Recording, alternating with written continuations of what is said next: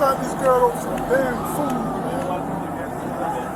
What, No, I saw everything. Man.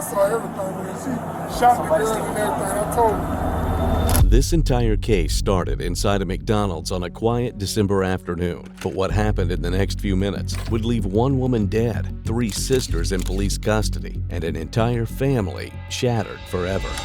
Oh, okay. I know you do. You just gotta calm down and stop crying. Everything's gonna get better. If the way you can call everything like. On the 23rd of December, 2023, officers were called to the McDonald's on Ralph David Abernathy Boulevard, where the scene was already chaotic. Witnesses were shaken, employees were crying, and the victim, Tamanika Woods, a mother of 4 in her 30s, was being rushed to the hospital with a gunshot wound that would soon take her life.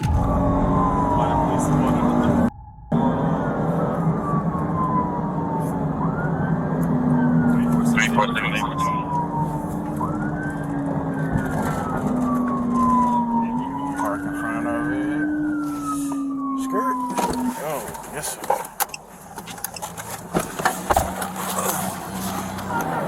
Shot this girl over some damn food, man. What, No, I saw everything. Man. She shot the girl and everything. I told her. Appreciate you. What you need, sir? One of them worked here, the other one provided CPR before EMS got here. Probably gonna get their name in a minute. QRV1.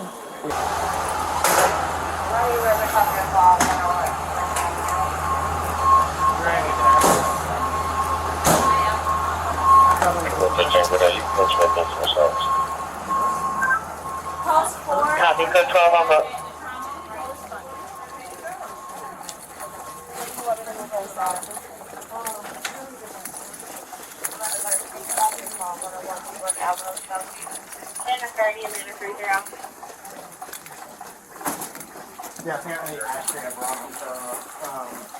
According to early witness accounts, the situation started as a verbal argument between the victim and 3 sisters, including 19-year-old Tanaya Evans. Voices were raised. Hands were moving. Nobody could even agree on what the argument was truly about. But what everyone remembered was the sudden shift from words to violence. Inside the McDonald's office, officers reviewed surveillance footage.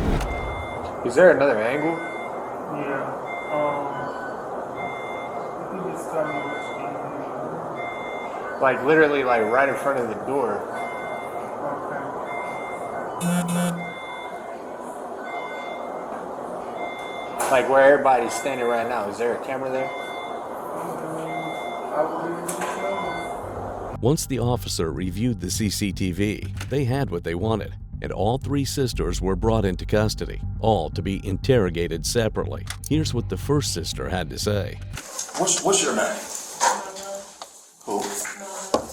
Marlo? 1 second. Spell your first name for me. M-A-L-O. M-A-L-O. What's your last name? Woods. And what's your date of birth? Oh. Where you stay? Where do I stay? You said missing? Well, let me give you another address. Hold on 1 second. You said 154 Cortez? Gordon Terrace.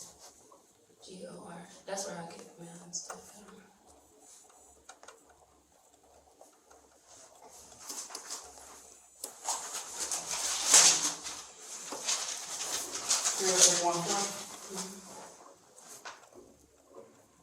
So how old are you? 24. 24?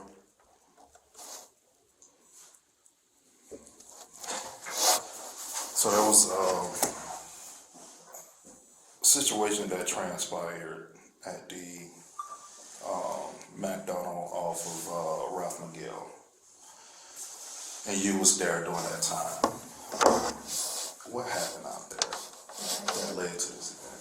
From the beginning, so we were in the drive-thru line, ordering food, trying to place 2 orders through the drive-thru. one for cash, one for card. They informed us that since they're short on staff, that they're only, I'm doing straight from like, I don't want to miss nothing. Okay, I appreciate that. They informed us that they're short staffed, we can only do one, so we put all our orders together, then we went to the window. Our order wasn't complete when we got to the window. We were trying to tell the lady we wanted to add more food to the order. And she explained to us that she's new, because it seemed like they had, the lady who first took our order seemed like she had a little attitude or whatever. So when we went to the window, it was a different lady, and she explained to us, "Oh, we're sorry. I'm sorry. I'm new to working or whatever." And she was like, "Oh yeah, we all understand," because at first we thought it was attitude or whatever. So we paid for our food, went to the second window to receive our food, and we looked in our bags, didn't have everything in it. So we went inside to tell them with our receipt and let them know that all our food was not in our bags. So, like, fast food people don't like remaking their food or whatever. So I guess they seemed like they were a little, attitude or whatever to make the food. And then my sisters was one of my sisters, let me not miss this, would lead to okay, so we were still waiting for our food. Then somebody in the back said, "Can y'all, why they still here?" And then one of my sisters made a comment and said, "If we had all our food, we would be gone." So then, after one of the ladies in the back said that, the lady who was in the front register, I guess she catch drift of all the emotions or whatever. And see, my sister was like right here. This is, where people stand, and this is their, whatever. My sister was right here getting the sauce from their inside, and the lady from the cash register was like, back up, doing this like this. And she had an attitude, and I'm not sure what my sister said to her.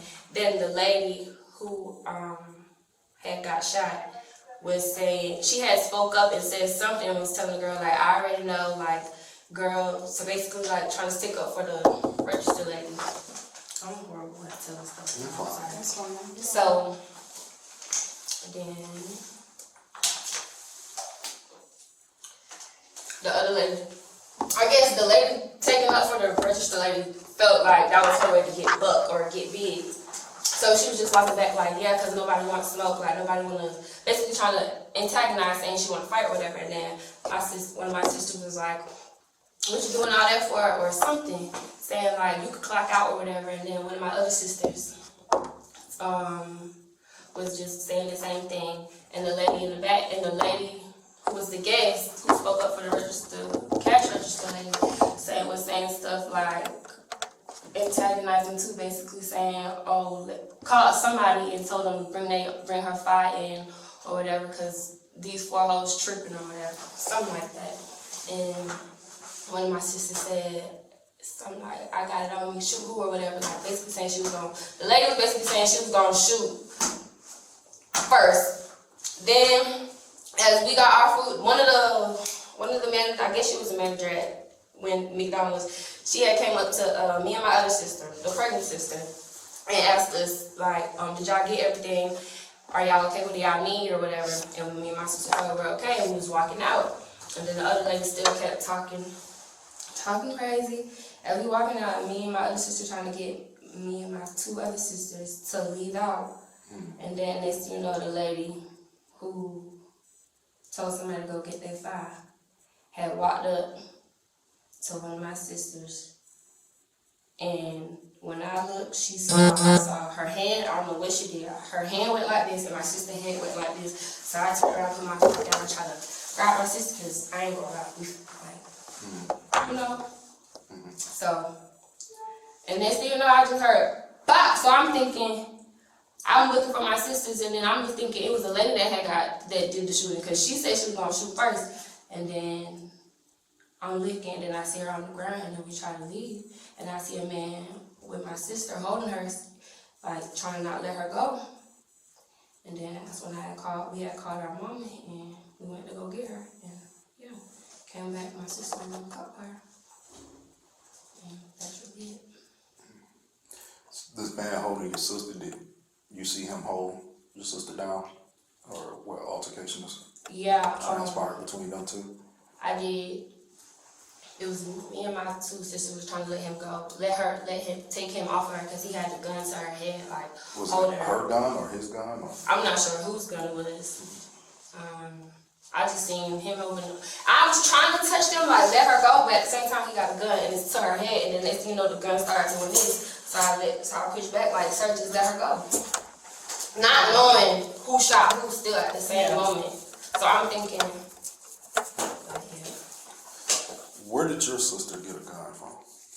I'm not sure where she got the gun from, but it was already on her. And you never seen it before? No. During questioning, the first sister told detectives that the victim threatened to shoot first. If the victim indeed said that, and she actually had a gun on her, it would have a big impact in the case. But what does the second sister have to say? So without me asking, because they're going to ask you all that. If it's 4 y'all there, how did they get to that? You know what I'm saying? Like, When we got in there, mind you, they already missed. They claimed that we had fake 20s, but we didn't have fake 20s. We had was somebody that worked there? Yeah, they was like, we had fake 20. We had fake 20. Y'all never gave us the food and our change. You know what I'm saying? Okay, so when y'all give us our food or whatever, mind you, we in the drive-thru at first. Y'all give us our food. We only got half of the food. So we started telling them like, we missing this, we missing that. So they getting attitudes and shit, but y'all should have had the right. So we like, all right, we just gonna come in the inside. So we come in the inside. We standing at the counter. I'm standing like this way, but I'm just standing at the counter, but I'm turned towards the counter. So the girl was like, we telling the lady what the food. No, but what I was getting at is, how you doing? There was so many of y'all, like none of y'all, I guess it could have happened so fast because none of y'all like stopped to the one. We didn't even know my little sister had the gun on her too. Got into it, and this was so crazy. Then before my sister even pronounced that she had a gun, later go already called for like, yeah, I had all y'all whole widow, all 4 of y'all, the exact what kind of house I had. That's why we keep asking for the camera. She like, she started calling people was coming in there. She like, I had y'all whole shot. So then when my sister turned and she was like, hell, who shot? And tugged on her like, I got one too, like type shit. So the lady was just steady whoop whoop. So mind you, by this time when they arguing, I'm still walking back and forth to my table back over there to my table, get my food and shit. So the lady started pointing her hand in my face, doing all like this. So I pointed back on her face like, stop putting your hand in my face, like doing her hand like that. She mushed me 2 times. Then we started fighting. Then when me and her started fighting, then that's when the gun went off. But I didn't know that it was my sister that shot. So when the gun went off, everybody just started running. I turned back around because I ain't see my sister come outside. So when I turned back around, I see the lady laying on the floor.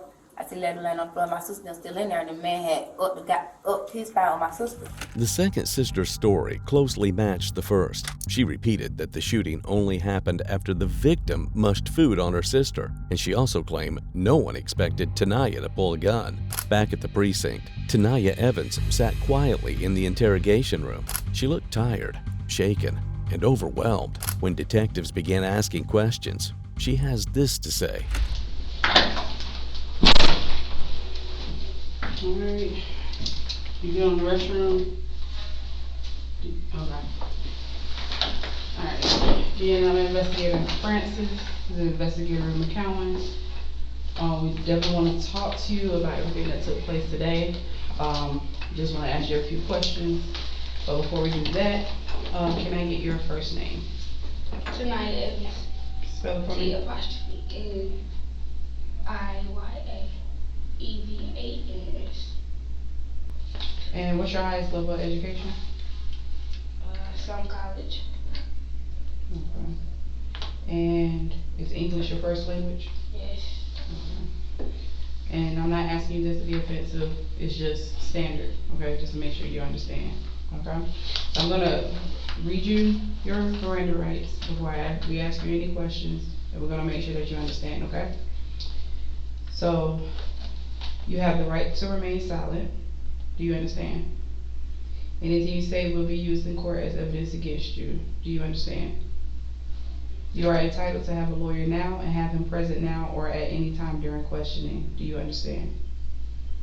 If you cannot afford a lawyer, one will be appointed for you without cost, and he may be present at all times during your questioning. Do you understand? You can decide at any time to exercise these rights and not answer any questions or make any statements. Do you understand? And I'm gonna ask you again, and I need for a verbal answer, please. Do you understand these rights? Yeah, but I need to do it. I do. I gotta, my sister. You said you do? I gotta talk to my sister for my lawyer. Okay. So, do you, but I still have to ask you the rest. Mm-hmm. Do you, but let me ask you again, do you understand these rights? Do you wish to talk, do you wish to talk to us at this time without a lawyer?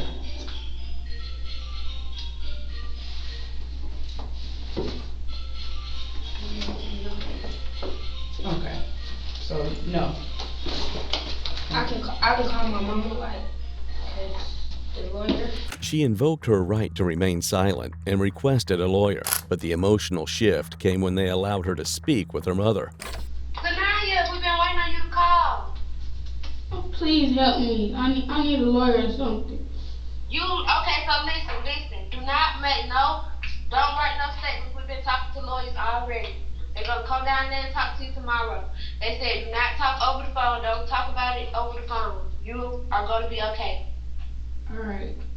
Yeah, I'm on that, baby. You okay? Milo and Apple are home. I want to come home. I know you do.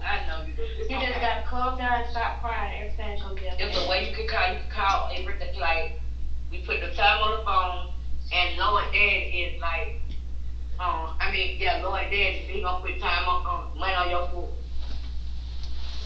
Alright. You already got like a pen and stuff like that, where like we can call you, enter a pen and stuff like that. No, I'm at the headquarters in this room. Are you still down there? Yeah. They still got you in question. Did you write a statement? No, I said I didn't want to talk. Yeah, that's good. Keep it like that. Don't talk until your lawyer talk to you. Renee Rockwell is your lawyer for the time being. Mama gonna bring her down there and see what they saying and stuff like that. She's gonna try to get you a bun here and all that. So just be quiet. Don't talk about it with nobody.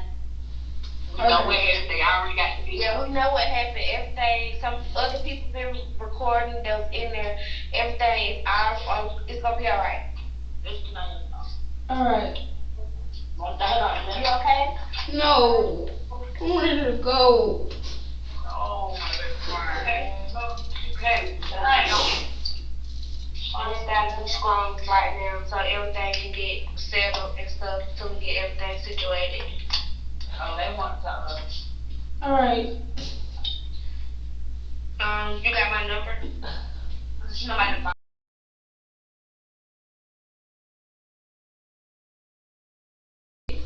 Yeah.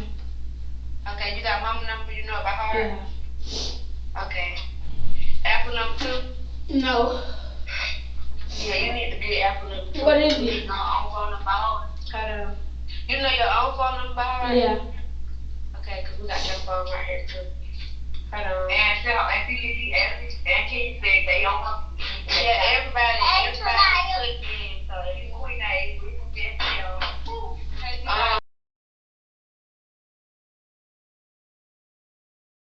I'm gonna take my phone out.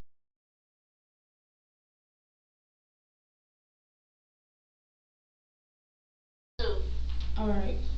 Alright, I gotta get an officer back his mom. What's your charge? Did they give you any charge? Did they charge you again? The man, the investigator came and said murder, aggravated assault, and possession of firearm during commission of a felony. And possession of firearm during a felony. Mm-hmm. I don't got a felony. Murder is a felony. Oh. No, you're not a felon. You're not a felon. No, so murder is a felony, so you can't have yet. Murder is the felony. What you said, Murder. But she's not a felon. No one said she's a Did felon. you get charged by a convicted felon? No. Oh, murder in the process of committing a felony. Yeah. Hello? Yeah. Don't say that. You okay? It's alright. We already got some money to pay for that shit. Very good. You should keep your head up. They call my phone. Alright, I love y'all. Love you too. No thinking. Yes, no thinking. I love you too, twin. Don't say. The moment she heard her mother's voice, Tanaya broke down. All the shock she'd been bottling up suddenly spilled out. She told her mother she wanted to come home. Unfortunately, Tanaya's insane actions not only took a toll on her, the effect could be felt more by the family of the deceased. How y'all doing? Hey, how you doing? How y'all doing? How y'all doing? My name is Officer Berlin with the Atlanta Police Department. That's Mom. That's Mom, okay. They told you what's going on? I want to see my baby. I need to see my baby. Okay. So right now it's a homicide investigation, okay? Let me close the door. So it's a homicide investigation, okay? With a homicide investigation, there's a lot that goes into it, okay? Your child is unfortunately deceased, so she's considered a victim, okay? We have a lot of investigators and officers on the current scene of the incident, and they have to do search warrants and collect evidence and detain who they need to detain to make sure that we're doing everything correctly, okay? Your child has been worked on here. The Amy is here, but I've been told and given strict orders not to allow you guys to see your child until until everything is completely done with the investigation, and I've been told by the lead investigator. Okay, once they do what they need to do with their end, you'll probably receive a phone call, okay, and letting you know if you can see your child and identify your child. But I'm just an officer, and the lead investigators are currently working your child's scene right now on RDA. Okay. They have both suspects? Right now, I'm not sure what's going on the scene. I was rushed to the hospital with your child to make sure that she was getting treatment. So I'm not sure what's going on the scene right now. Okay. Okay. But I just wanted to make sure I reached out to you and tell you guys my condolences. You know, stuff like this should never happen. You know what I mean? But once the lead investigator gets enough information, you guys will be notified, specifically you, since you're the mother. So do she leave her contact information? Do they have anything? Did you reach out? We guys on scene? Once I got there, the ambulance gone, I left. So you didn't speak to anybody? No. Okay. You have can I get it? Her name You got your name and information? Yeah. I'm gonna put it in our chart here, but I don't know how that works with, you know. Well, can I get a spare piece of paper Yeah. so I can get her information so I can make sure she reach out to the investigator? Yeah, I got her ID. We're gonna need her ID. Like I said, from her clothing down to her undergarments, everything is evidence because they have to conduct their own investigation in reference to the ME, reference to a homicide investigator, stuff like that. So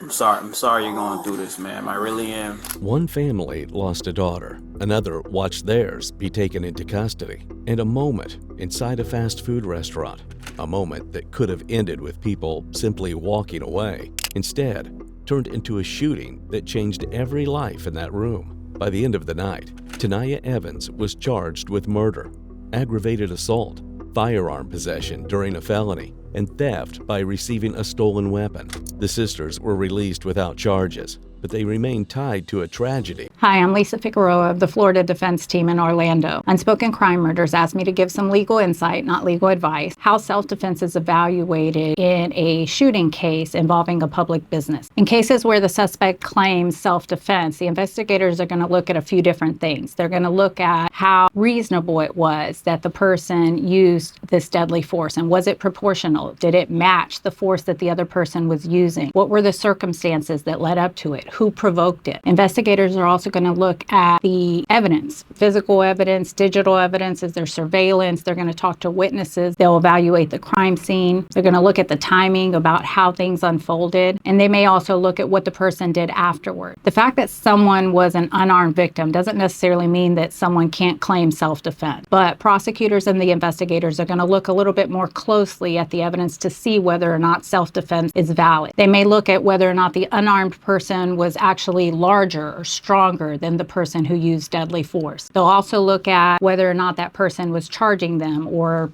tackling them or somehow cornering them where the person had no other way to avoid this imminent threat of serious bodily injury. The prosecutors will also look at whether or not the evidence shows the shooter was being attempted to be disarmed. So if the person that ended up getting shot was actually trying to take away the weapon when the person pulled it, that might be a factor they also consider. And then the biggest thing usually is the defender's actions afterwards. Did they stay on the scene? Did they immediately call 911? Did they give consistent statements? And not that they necessarily should, but those are some of the things that they'll evaluate. At the end of the day, the prosecution will look at it, but ultimately in these cases, it ends up being a jury question. And those are the ones that get to decide whether or not the actions the shooter took was reasonable in that situation.